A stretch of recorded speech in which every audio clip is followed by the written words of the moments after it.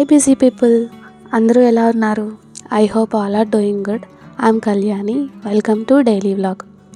ఇంక ఇవాళ అయితే నాకు మంచిగా స్పైసీగా అండ్ సింపుల్గా ఏదైనా తినాలనిపిస్తుందండి. సో అందుకే ఇవాళ అయితే పులావ్ చేయబోతున్నాను. అది కూడా పన్నీర్ పులావు.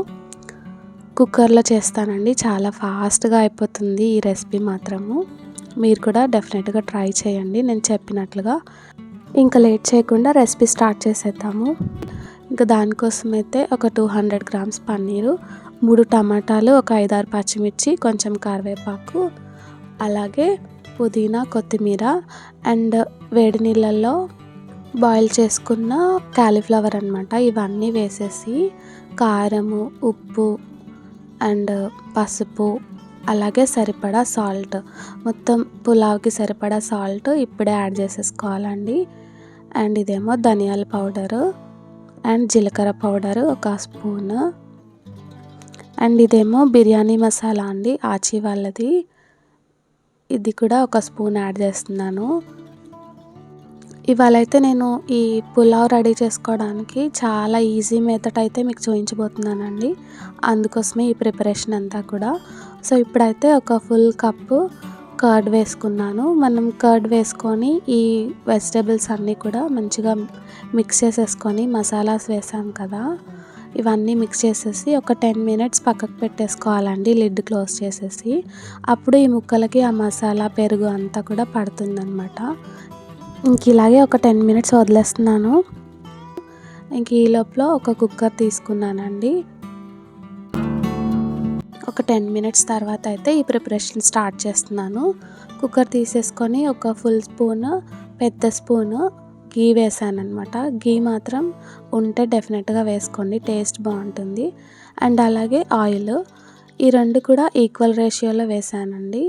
ఇంక ఇప్పుడు బిర్యానీలో కావాల్సిన స్పైసెస్ అన్నీ మీ దగ్గర ఏవి ఉంటే అవి వేసుకోండి. నేనైతే బిర్యానీ ఆకు, షాయి జీరా, అలాగే అనాస పువ్వు, ఒక 5-6 లవంగాలు, 4 యాలక్కాయలు అండ్ ఒక దాల్చిన చెక్క, 5-6 మిరియాలు వేసుకున్నాను అంతే. ఈ బిర్యానీ స్పైసెస్ అన్నీ కొంచెం కలర్ చేంజ్ అవ్వాలి, అప్పటి వరకు ఫ్రై చేసుకున్నాక కొన్ని జీడిపప్పులు వేస్తున్నానండి. ఇవి కూడా కొంచెం రెడ్ కలర్ వచ్చే వరకు ఫ్రై చేసుకోవాలి.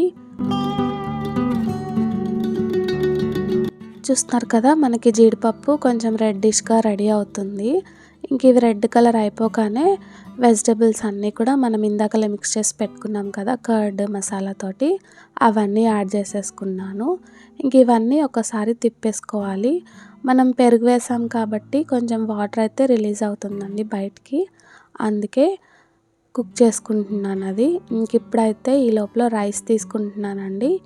ఇవి బాస్మతి రైస్, నేను 3 గ్లాసెస్ తీసుకుంటున్నాను. ఈ క్వాంటిటీ అయితే ఈజీగా ఒక 4 to 5 మెంబర్స్ తినొచ్చండి 3 గ్లాసెస్ రైస్కి. వెజిటబుల్స్ కూడా యాడ్ చేస్తాం కాబట్టి మంచిగా టమ్మీ ఫుల్గా తినేయచ్చు 3 గ్లాసెస్ రైస్ తోటి. ఇంక ఇవి వాష్ చేసి పక్కకు పెట్టుకున్నానండి, నేనేమీ సోక్ చేయలేదు. ఇంక ఈ లోపల వెజిటబుల్స్లో వాటర్ చూసారా ఎలాగొచ్చిందో. ఈ వాటర్ కొంచెం ఎవాపరేట్ అయిపోయి వెజిటబుల్స్ అన్నీ కూడా కొంచెం పచ్చివాసన పోయే వరకు ఫ్రై చేసుకున్నాక అంటే కొంచెం ఎక్కువగా పుదీనా అలాగే కొత్తిమీర వేస్తున్నానండి. ఒక చిన్న కట్ట 2 వేసేసాను అనమాట. ఇవి కూడా వేసేసుకొని ఇంక ఇప్పుడైతే ఒక ఫుల్ స్పూన్ అల్లం వెల్లుల్లి పేస్ట్ వేస్తున్నాను.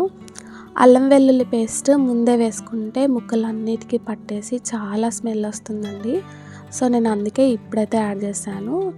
ఎవరైనా ఇలాగా అల్లం వెల్లుల్లి ఫ్లేవర్ ఇష్టం లేని వాళ్ళైతే ఈ స్టేజ్లో వేసుకోవచ్చు. ఇంకొండి కొంచెం ఆయిల్ బయటకు వచ్చే వరకు ఫ్రై చేసుకున్నాక ఇందాకలా బియ్యం కడిగి పెట్టుకున్నాను కదండి, ఆ రైస్ అంతా కూడా వేసేసాను. ఈ రైస్ మనం సోక్ చేయకూడదండి, జస్ట్ వాష్ చేయాలి అంతే, ఎందుకంటే మనం కుక్కర్లో చేస్తున్నాం కదా అందుకే. ఇంకా వాటర్ అయితే 3 గ్లాసెస్ రైస్ వేసాను కాబట్టి 6 గ్లాసెస్ వాటర్ వేసుకుంటున్నాను సేమ్ గ్లాస్ తోటి. ఇంకా వెజిటబుల్స్ బాయిల్ అవ్వడానికి అందులో ఉన్న వాటర్, ఆయిల్ అదే సరిపోతుందన్నమాట.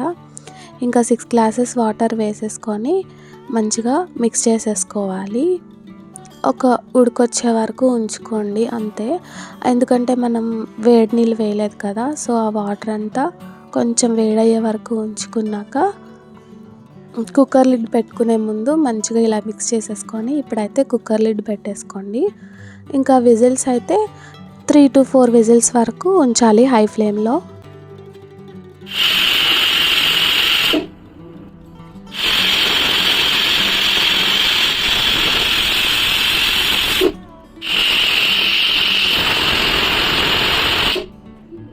ఇంక ఇప్పుడైతే చూసారు కదండి, 3 విజిల్స్ పెట్టుకున్నాను నేను. ఈ ప్రెషర్ అంతా పోయే వరకు కొంచెం వెయిట్ చేశాను, ఒక 10 మినిట్స్.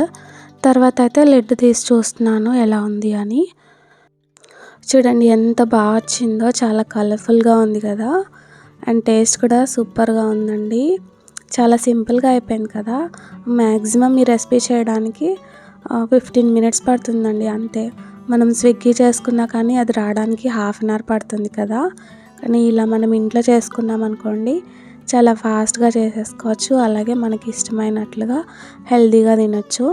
ఇంకా బిర్యానీ చూసారా ఎంత సాఫ్ట్గా వచ్చిందో. మనం వెజిటబుల్స్ అన్నీ ముందే ఒక 10 మినిట్స్ పక్కకు పెట్టుకున్నాం కదండి, అన్ని మసాలాస్ వేసి. సో దట్ వెజిటబుల్స్ ఇంకా టేస్టీగా ఉన్నాయన్నమాట. ఇంక ఇప్పుడైతే సర్వ్ చేసేసుకుంటున్నాను. ఇది యాక్చువల్లీ సండే రోజు వ్లాగ్ అండి. మా వారు ఇవాళ కూడా ఆఫీస్కి వెళ్ళారు, వర్క్ ఉందనేసి. తను వీక్ డేస్లోనే కాదు, వీకెండ్స్లో కూడా అప్పుడప్పుడు వర్క్ చేస్తూనే ఉంటారండి. తను అంత బిజీగా ఉంటారనమాట.